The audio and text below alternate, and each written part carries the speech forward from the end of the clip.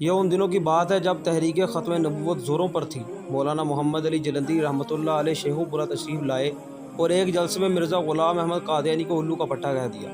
اس پر قادیانیوں نے ان پر مقدمہ کر دیا۔ مولانا محمد علی جلندھری رحمۃ اللہ علیہ پریشان تھے کہ اب اس کو الو کا پٹھا کیسے ثابت کروں۔ انہوں نے اپنی اس پریشانی کا حل مولانا لال حسین اختر کو سنایا اور کہا، اگر اسے الو کا پٹھا ثابت کر دیں تو میں آپ کو انعام دوں گا اور آپ میری صفائی کے گواہ ہوں گے۔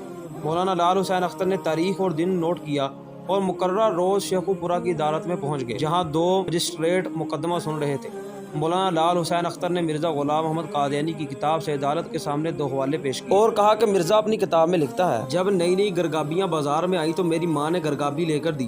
اس سے پہلے میں دیسی جوتے پہنا کرتا تھا۔ جب گرگابی پہن کر چلتا تو میرے ٹخنے آپس میں ٹکراتے تھے اور کبھی کبھی تو خون بھی بہہ نکلتا تھا۔ میں نے ماں سے کہا، ماں یہ مجھے کیا لے کر دیا؟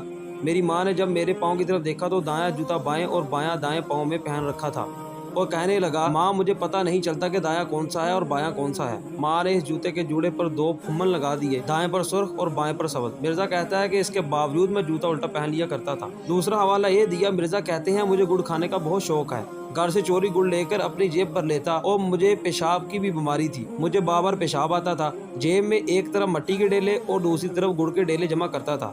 اکثر میرے ساتھ یہ ہوتا تھا کہ استنجا کی جگہ گڑ استعمال کر لیا کرتا تھا اور گڑ کی جگہ مٹی کا ڈیلا کھا لیا کرتا تھا۔ دونوں مجسٹریٹ مسکرانے لگے۔ ایک مجسٹریٹ نے دوسرے سے کہا، بڑا کوئی الو کا پٹھا تھا۔ مولانا محمد علی جلندھری جو کٹہرے میں کھڑے تھے فوراً بول اٹھے، اس کو بھی گرفتار کر لو، لگاؤ ہتھ کڑی۔ میں نے جلدی میں مرزا کو الو کا پٹھا کہا اور انہوں نے عدالت میں، اب سیدھی بات ہے کہ مجھے بھی چھوڑ دو یا پھر مجسٹریٹ صاحب کو بھی گرفتار کر لو۔